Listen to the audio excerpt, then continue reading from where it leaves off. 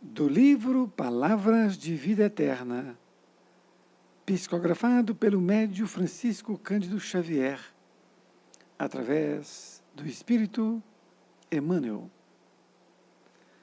Capítulo 124, de 180. Permaneçamos fiéis. Além disso, requer-se nos dispenseiros que cada um se ache fiel. Paulo, 1 Coríntios 4, 2. Num aparelho, a segurança da produção exige que cada peça funcione no lugar próprio. Numa orquestra, para que a sinfonia alcance todo o vigor melódico, é forçoso se localize cada instrumento na função que lhe cabe. Na obra do Evangelho, é imprescindível também que cada tarefeiro se compenetre das atribuições de que foi investido. Dirás que o Senhor liquidará todas as necessidades, que Ele não dorme sobre as promessas feitas, que a sua infinita bondade solucionará todos os problemas, que a nossa fé precisa sustentar-se incondicional e estarás proclamando a verdade. Mas a verdade não endossa a preguiça ou a imprudência dos servos. O comandante de um grande navio pode ser um gênio de sabedoria e bondade, mas toda a direção se compromete de imediato se o mais obscuro cooperador da embarcação coloca uma bomba na casa de máquinas. Seja qual seja a nossa posição a serviço do Mestre, é imperioso refletir que, se esperamos por Ele, é natural que Ele igualmente espere por nós. Não obstante os erros que ainda nos assinalem o coração, sejamos sinceros em nós mesmos e estejamos decididos a cumprir o dever que esposamos diante da consciência. Desistamos de alegar tropeços e culpas, inibições e defeitos para a fuga das responsabilidades que nos competem. O próprio boi, mostrando os cascos empastados de lama para servir no arado, junto ao homem, deve ser um animal fiel. Querido amigo, querida amiga, aqui mais uma lição extraordinária deste livro. A lição 124, intitulado por Emmanuel de Permaneçamos Fiéis. E ele utiliza esta passagem que Paulo de Tarso escreveu ao povo de Corinto, através de carta. Diz Paulo o seguinte: além disso, requer-se nos dispenseiros que cada um se ache fiel. Os dispenseiros são nós que estamos trabalhando em prol do Evangelho de Cristo. Então, Paulo disse que cada um deles teria que ser fiel. E Emmanuel vai nos dizer aqui o que ele entende por ser fiel. E Emmanuel começa a fazer um comparativo, dizendo assim: num aparelho, a segurança da produção exige que cada peça funcione no lugar próprio. Então, ele está dizendo sobre um aparelho qualquer. Uma TV, por exemplo, um rádio. Então, ele diz que cada peça tem que estar no seu lugar certo, não é? O microfone, não é? Todas as pecinhas, elas têm que estar no lugar certo. Continua dizendo, isso para que funcione bem, diz ele. Na verdade, se estiver alguma peça fora do lugar, não vai funcionar. Diz ele ainda, numa orquestra, para que a sinfonia alcance todo o vigor melódico, é forçoso se localize cada instrumento na função que lhe cabe. Olha que interessante. Às vezes a gente vê uma orquestra tocando e a gente acha que aquela disposição que estão ali, os instrumentos com seus músicos, não é? O violino, a trombeta, enfim, todos os instrumentos, a gente acredita que qualquer lugar que estivesse estaria certo. E não é bem assim. Para que haja um vigor melódico, como diz Emmanuel, é necessário que esteja cada um no seu lugar. Então, feitas essas duas comparações, que são suficientes para que nós possamos entender o que ele vai dizer agora, então ele diz assim, na obra do Evangelho, é imprescindível também que cada tarefeiro se compenetre das atribuições de que foi investido. Então, assim como ele fez o comparativo de um aparelho, não é? A sinfonia, ele diz também que na obra do Evangelho, ou seja, nesse nosso caminhar, na nossa divulgação, no nosso aprendizado, como que nós devemos passar isso para os outros, porque cada um de nós somos divulgadores do Evangelho de Jesus, através das nossas atitudes. Nós podemos falar belamente as palavras de Jesus, não é? Do Evangelho, mas a gente ensina mais com nossos exemplos. Mas, enfim, cada um de nós tem uma responsabilidade. Você que está me ouvindo, não é? Eu que estou falando, todos nós temos responsabilidades. Então ele diz que na obra do Evangelho é imprescindível também que cada tarefeiro se compenetre das atribuições de que foi investido. Então, qual foi essa atribuição que me foi investido? Eu estou aqui falando, estudando este livro. Então, eu tenho que fazer da melhor forma possível. Não que eu seja perfeccionista, não é isto, mas eu tenho que me compenetrar, tenho que me ligar ao alto, não é? Eu tenho que estudar inicialmente a lição, pensar no que eu vou falar. É assim. Então, cada tarefa, ela tem que ser estudada e tem que ter bastante atenção. Então, é isso que ele está nos dizendo aqui.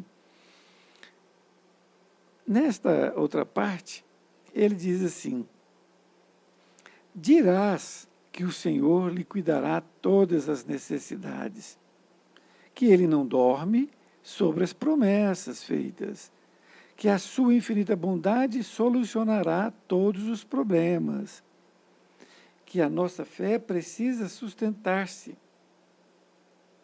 incondicional e estarás proclamando a verdade, mas a verdade não endossa preguiça, ou imprudência dos servos. Então, Emmanuel nos lembra aqui o que muitos cristãos falam. Então, nós falamos que o Senhor, que Ele não dorme sobre as promessas, é verdade. Que a sua infinita bondade também vai solucionar todos os problemas, é verdade. Que a nossa fé precisa sustentar-se, é verdade. Incondicional, ou seja, sem condições. E assim, estaremos proclamando a verdade. Tudo certo, é exatamente isso. Aí tem assim, mas a verdade não endossa a preguiça ou a imprudência dos servos. Então, tudo que foi dito é verdade, mas não pode haver preguiça ou imprudência. Nós não podemos falar que somos cristãos da boca para fora. Nós não podemos deixar para amanhã o que podemos fazer hoje. Isto chama-se preguiça. Então, olha que interessante. Nesta outra parte, ele diz assim, o comandante de um grande navio pode ser um gênio de sabedoria e bondade, mas toda direção se compromete de imediato se o mais obscuro cooperador da embarcação coloca uma bomba na casa de máquinas. E é verdade. Então, ele vai e detona todo o barco. O barco para. Não só para de funcionar, como também pode afundar. Por conta de quem? Por conta de um sujeito imprevidente. Então, assim somos nós. Nós estamos envolvidos no mesmo pensamento, na mesma ideia de levar o Evangelho de Jesus. Não é? Quando um que está envolvido com isto, ele deixa de fazer a sua parte, ele está, de certa forma, colocando uma bomba no barco. É claro que nós não vamos afundar com ele, mas ele está prejudicando o andamento deste Evangelho de Jesus em prosseguir para frente. Na outra parte diz assim, seja qual seja a nossa posição a serviço do Mestre, é imperioso refletir que, se esperamos por Ele, é natural que Ele igualmente espere por nós. Aqui é uma coisa muito interessante, porque nós habituamos de longos e longos anos, séculos e séculos, nós viemos sempre esperando Deus fazer alguma coisa por nós, não é? A nossa fé é grande e nós temos fé em Deus, fé em Jesus e ficamos esperando que se faça luz para nós. Então aqui Emmanuel foi bastante contundente. Qualquer que seja a nossa posição a serviço do Mestre, a serviço do Evangelho de Jesus, é imperioso, ou seja, é imprescindível refletir que se nós esperamos que o Mestre faça a sua parte em relação a nós, igualmente ele espera também que nós façamos. Porque é uma evolução. É uma evolução. Para que ele nos ajude, é necessário que nós também ajudemos. Fazemos parte disto. Nós não ficamos aqui nos dizendo que somos coitadinhos, por exemplo. Ah, Deus me desamparou, Jesus não veio me ajudar. E ficamos ali esperando ajuda. Se nós não nos ajudarmos, nós temos que levantar a cabeça e falar, não, eu preciso de ajuda, né, mas eu vou fazer a minha parte. Me lembra aqui aquela história do sujeito que era muito... Ele tinha uma fé muito grande. e teve uma inundação, ele morava numa fazenda, e ali foi tudo inundado, e ele então foi para o telhado da sua casa, e foi inundando, inundando, e ele fazia suas orações, pedindo a Deus, não é, que o salvasse. Então, passou um de barco, não é, e falou, vem, pula aqui, que eu vou te levar e tal, vou te salvar. Ele, não, Deus vai vir me salvar. Não é? E, da mesma forma, passou um helicóptero e ele veio resgatá-lo.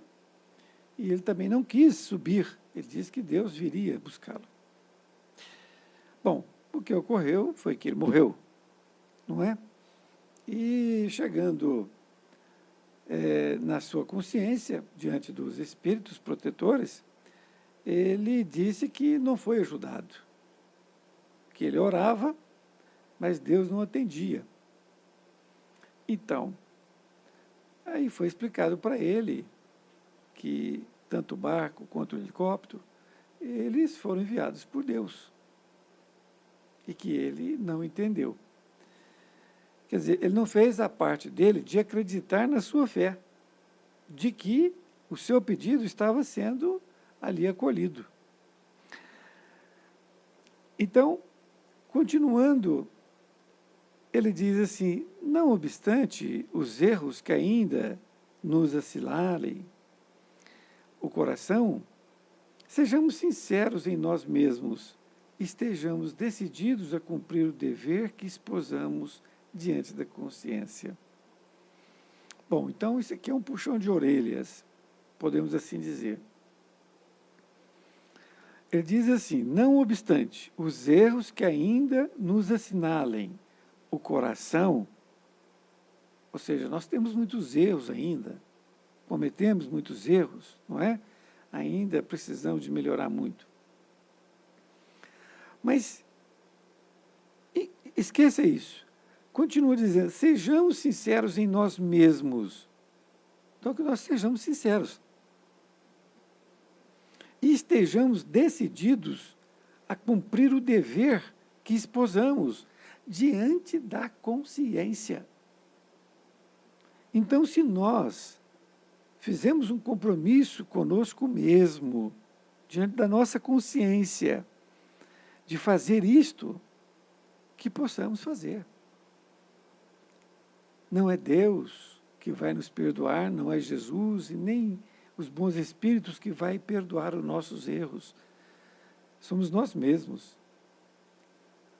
Por isso que o nosso compromisso é diante da nossa consciência também. Continua dizendo, desistamos de alegar tropeços e culpas. Olha, quantas vezes nós ficamos justificando o porquê nós não estamos fazendo uma coisa, alegando tropeços e culpas, sejam nossas, sejam dos outros, aliás, mais dos outros do que nossas, não é mesmo? Continua, inibições e defeitos. Então, nós alegamos tropeços, culpas, inibições, defeitos, para a fuga das responsabilidades que nos competem. Então, nós ficamos alegando com churumelas, como dizia o poeta, todo tipo de alegação para fugir da nossa responsabilidade, que nos compete, não é cada um de nós. Na conclusão, ele ainda dá um exemplo. O próprio boi, mostrando os cascos empastados de lama para servir no arado, junto ao homem, deve ser um animal fiel. Então, ele faz aqui uma comparação que o homem, quando está arando, ele precisa ali do boi. Ele dirige o boi, não é assim? Para sulcar mais para cá, mais para lá, para a esquerda, para a direita, não é assim? Tá certo? Agora, quem faz a força é o boi. Então, vejam bem, é uma parceria, é uma junção de coisas que vai fazer com que seja sulcado a terra. O homem que guia e o animal que faz a força. Podemos esperar muito dessa lição se nós estudarmos, se nós realmente tomemos consciência de que cada um de nós não se julgue pequeno. Todos nós somos criados da mesma forma por Deus. Não se julgue pequeno, muito pelo contrário, você é igual a todos e por isso procure ver quais são as suas diretrizes para você seguir o Evangelho de Jesus. Se você buscar, com certeza você vai encontrar. Um grande abraço, fique com Deus e até mais ver.